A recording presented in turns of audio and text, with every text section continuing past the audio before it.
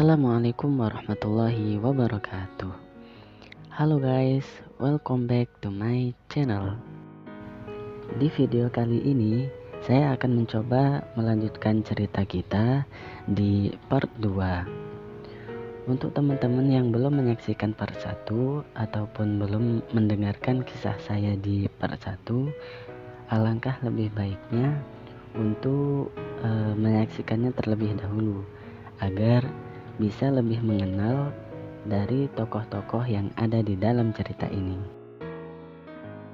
Untuk linknya video part 1 ada di deskripsi ya guys.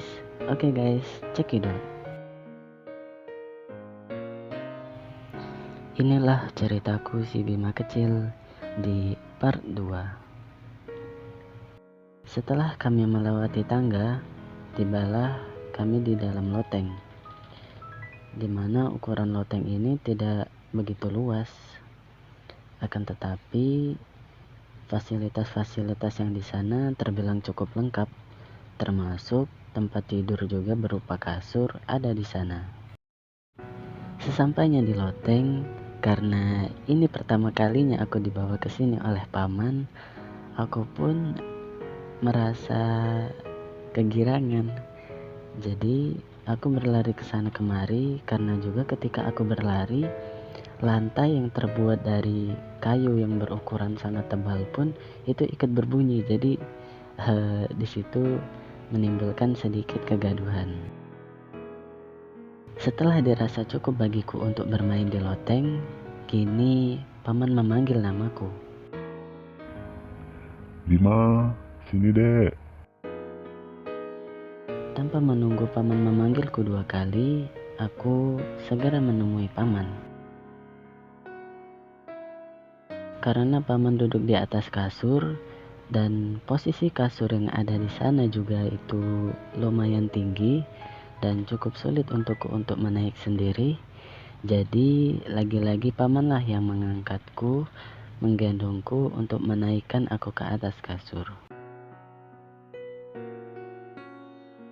Setelah paman menaikkanku ke atas kasur dan menundukkan aku tepat berada di sebelah kanannya, kini paman bertanya. Bima capek enggak? Aku hanya diam dan menggeleng-gelengkan kepalaku sebagai jawaban dari pertanyaan paman. Setelah pertanyaan paman tadi, tiba-tiba saja kini paman berubah menjadi sosok yang sangat-sangat pendiam. Padahal biasanya paman itu tidak pendiam seperti ini. Dan begitu juga aku, yang pada dasarnya aku adalah seorang pendiam.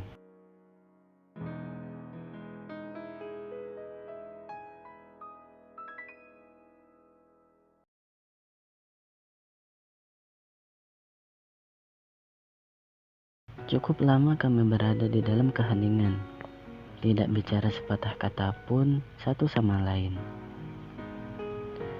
Di dalam keheningan itu, tiba-tiba saja paman meraih tanganku dan meletakkan tanganku berada tepat di atas pusaka miliknya. Bagaimana tidak? Aku saat itu sangat-sangat kaget atas perbuatan paman. Karena pada dasarnya usiaku yang masih sangat-sangat belia, dikatakan masih sangat balita, dan tiba-tiba saja paman melakukan hal seperti itu kepadaku.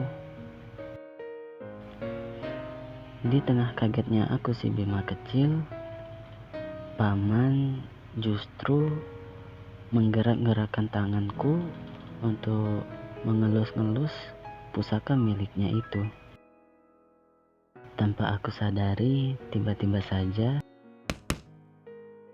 botol susu yang sedari tadi aku pegang pakai tangan kiri, kini tiba-tiba saja menggelinding ke atas kasur dan jatuh ke lantai. Lalu paman berhenti sejenak dan memperhatikan aku. Bukannya marah, justru paman malah tersenyum. Paman melepaskan genggamannya pada tanganku, dan kini paman pergi menuju botolku yang menggelinding di lantai. Setelah meraih botolku dengan tangan kanannya, paman berkata kepadaku, Bima suka minum susu ya? Aku hanya berdeham menjawab pertanyaan paman tadi. Perlahan, paman berjalan kembali kepadaku. Bima, paman punya susu juga loh.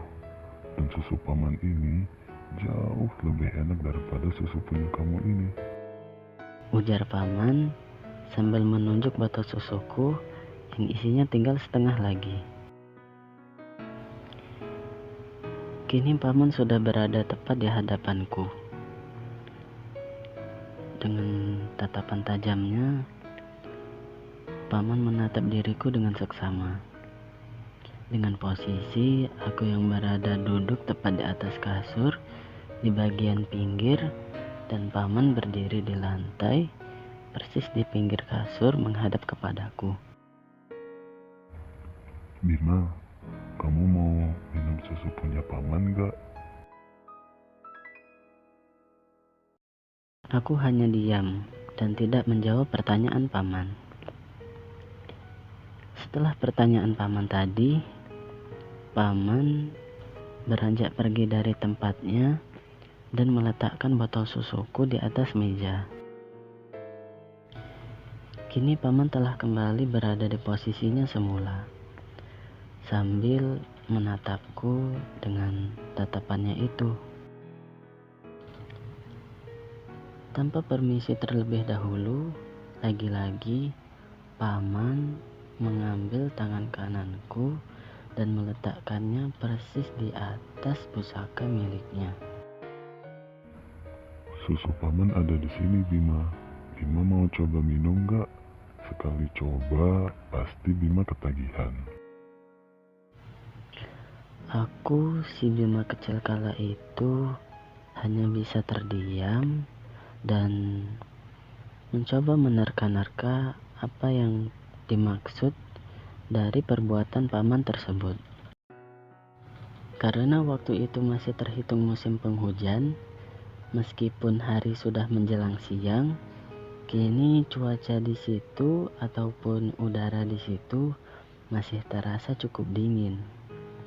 Hingga di tanganku pun aku dapat merasakan suatu benda yang hangat yang berada di dalam celananya pamanku. Dan cukup sekian dulu di video kali ini. Apabila kalian suka, silahkan like, comment, and subscribe. Jangan lupa untuk dukung terus channel ini. Silahkan untuk memberikan kritik dan saran agar channel ini kedepannya bisa menjadi lebih baik lagi dan mampu memberikan cerita dan video-video yang menarik yang bisa menghibur teman-teman semua.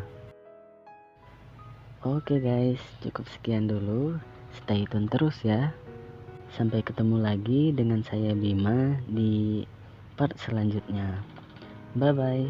Assalamualaikum warahmatullahi wabarakatuh.